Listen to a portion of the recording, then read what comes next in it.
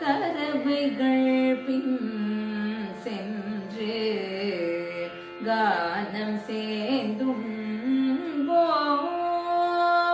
கரவைகள் பின் சென்று கானம் சேர்ந்தும் அறிவொன்றுமில்லாத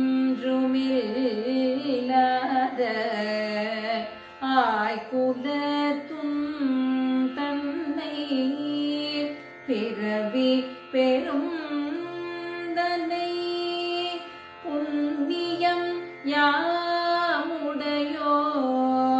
குறைவொன்றுமில்லாத கோவிந்தாவும் தன்னோடு உறவேல் நமக்கிங்கு ஒழிக்க ஒழியாது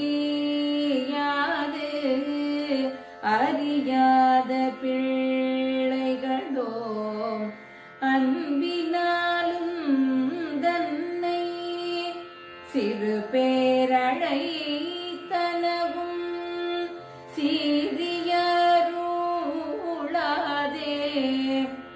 இறைவாணி தாராய் பரையேலோரெம் பாவாய் இறைவாணி தாராய் பரையேலோரெம் பாவாய்.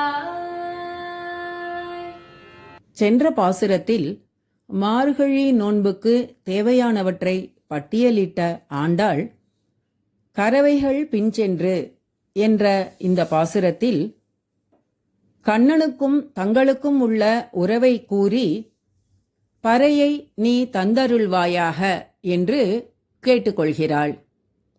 கறவை மாடுகளை மேய்த்து அந்த பால்வள செல்வத்தில் வாழ்ந்து வரும் ஆயர்குலத்தில் பிறந்தவர்கள் நாங்கள்.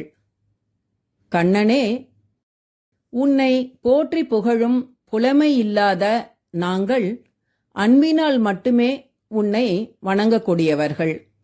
எங்கள் குலத்தில் நீ வந்து பிறந்தது நாங்கள் செய்த பாக்கியமே.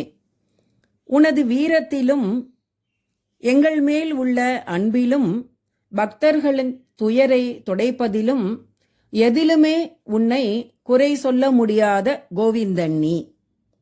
உன்னோடு நாங்கள் கொண்டுள்ள இந்த உறவானது யாராலுமே அழிக்க முடியாத உறவாகும். அறியாத பெண் பிள்ளைகள் நாங்கள். உன்னிடம் உள்ள அன்பினால் உன்னை கண்ணா எங்களுக்கு தா அருள்புரி என்றெல்லாம் ஒருமையில் அழைத்தோம். எங்கள் மேல் கோபம் கொள்ளாமல் எங்களுக்கு மனமிறங்கி மார்கழி நீராட பறையை தந்து அருள வேண்டும் என்று வேண்டிக் கொள்கிறாள் ஆண்டாள். ஓம் நமோ நாராயணாய.